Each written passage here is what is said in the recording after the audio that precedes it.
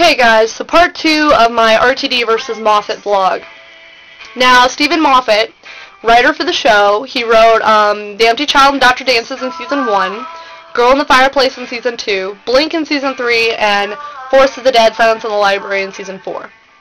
He also created awesome shows like Coupling, which is fantastic, Jack Davenport and Jekyll, which is also a great, dark, twisty show. Now, a lot of people are really worried that Steven Moffat is going to fuck things up. But, hear me out, okay? I am totally Team Moffat, and this is why. He's a great writer, man. His episodes, easily my favorite episodes in the entire series. Doomsday is probably my top 3, but the other 2 places probably belong to Blink and Empty Child, Doctor Dances. Probably Impossible Planet and Satan Pit in there somewhere too, but pretty much all of Moffat's episodes, fantastic, okay? He has a great way of writing characters that are really three-dimensional, lots of plots that are twisty and, you know, kind of confusing at first, but then once you see the episode you realize how amazing and clever and original they were.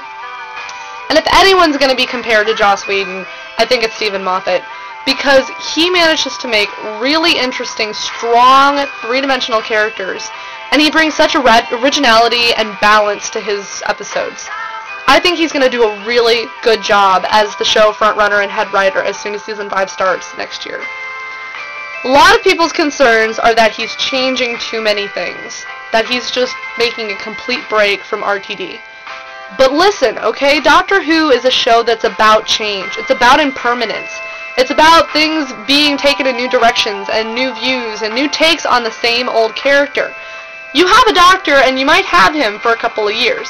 Tom Baker we had for 7, David we had for 3, but the Doctor himself is a character that cannot remain stagnant. He always changes. So I think if you're going to have the Doctor leave, if you're going to have David Tennant leave, if you're going to have Russell T Davies leave, and you're going to get a new lead and a new show writer, you might as well just completely start fresh and new, okay? I'm okay with the changes that Steven Moffat's making. I've come to terms with the new TARDIS. I like the new logo. I'm okay with the fact that they've got this really young guy to play the Doctor. And I mean, I too have my reservations and qualms about Matt Smith being the Doctor. He is a funny looking guy. I mean, he has no eyebrows.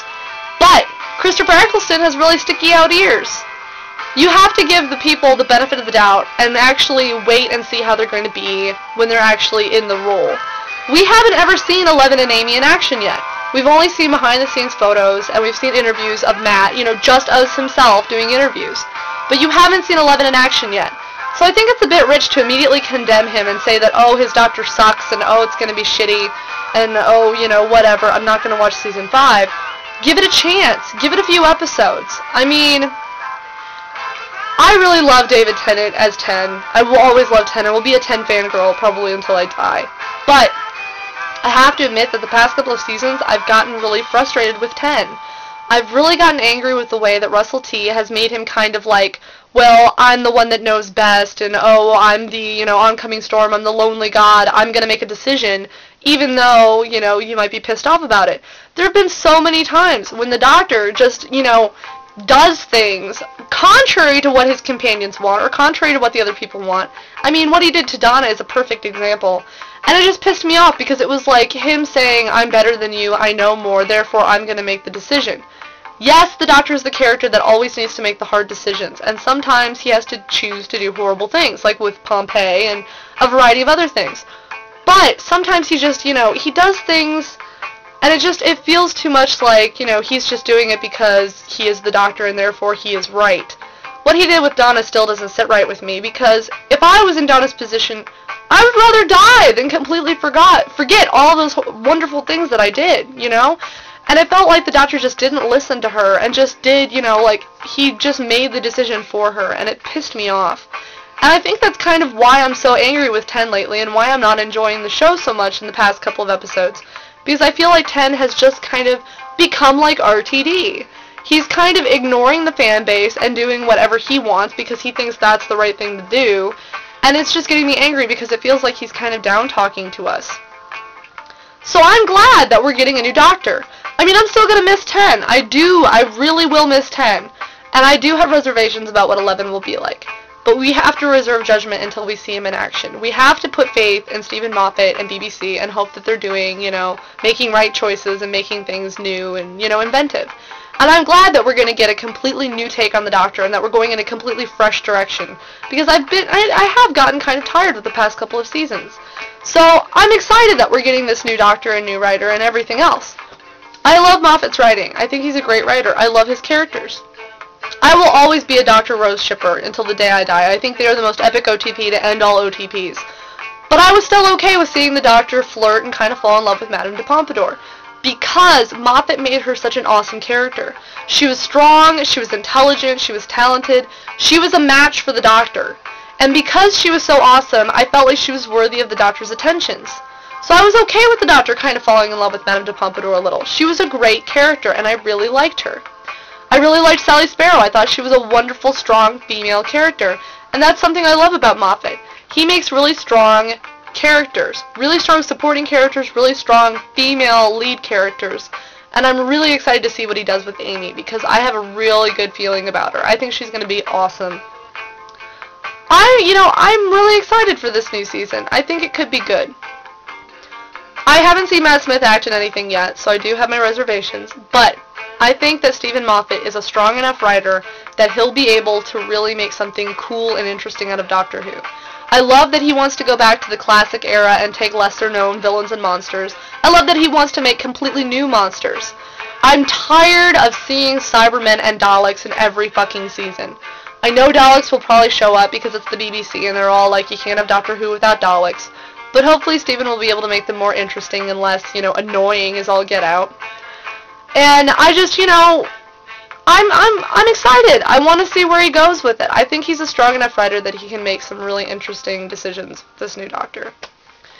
So that's basically my defense of Steven Moffat. I know a lot of you guys are firmly RTD team and that you don't like Moffat. And I think a large part of that is because you're afraid. There's all these rumors that Moffat is going to have 11 lose all of his memories of being 10 and 9 and therefore lose his memories of Rose. But those are just rumors, guys. They're unsubstantiated. We have to wait and see what happens. You can't immediately say, oh, I'm going to hate him and oh, he's a fucker, because you hear rumors. Wait and see what happens. Even if he does have 11 lose his memories, maybe it'll be a really interesting plot device. Maybe something wonderful and emotional will happen and he'll remember Rose. Because I truly believe that even if he had 11 lose his memories, there's no way that he could, have him forget Rose forever. And I don't really understand why people are all like, oh, he hates Rose and oh, that's why he's doing all of this. Where do you get that feeling that Moffat hates Rose? He wrote Empty Child and Dr. Dances, and that is some of the best Rose 9 flirting ever. He makes Rose an interesting character in her own right in the episodes that he wrote. I understand that you're pissed off about Girl in the Fireplace. I understand that you're pissed off about Silence in the Library and Forest of the Dead because, oh, why would the Doctor fall in love and marry this River Song and not Rose? You don't know the true story yet, though. I mean, none of us know the whole details and the whole situation involving River Song. It could be a lot more complicated than you think. Wait and see what happens. I mean, River Song was Moffat's creation, and we've already seen behind-the-scenes photos of her and Eleven interacting, so we'll hopefully get more of that story. But don't just immediately think that Moffat hates Rose and that, he's doing all of this stuff and making Eleven lose his memories because he hates Rose and stuff. I don't get that at all. I don't feel that he ever hated Rose and that he was ever against Rose in 10. Give him a shot, people. He could probably do a really good job with it. He's a great writer. I mean, if you loved coupling at all, if you loved Jekyll, if you think that he did a good job with Blink and everything else, wait and see what happens. Maybe he'll bring back the Weeping Angels. Maybe Sally Sparrow and Larry Nightingale will make an appearance again, which would be awesome because those characters are so incredible. You can't just have them be in one episode. Just wait and see.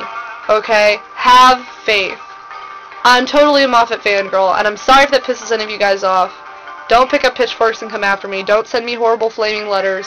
We're all fangirls. We all are entitled to our own opinions. Don't get angry with me and defriend me just because I'm a Moffat fangirl. Just try to stay, open-minded and just, give him the benefit of the doubt. That's all I ask. So that's it for today's vlog. Hope you guys enjoyed. See you later.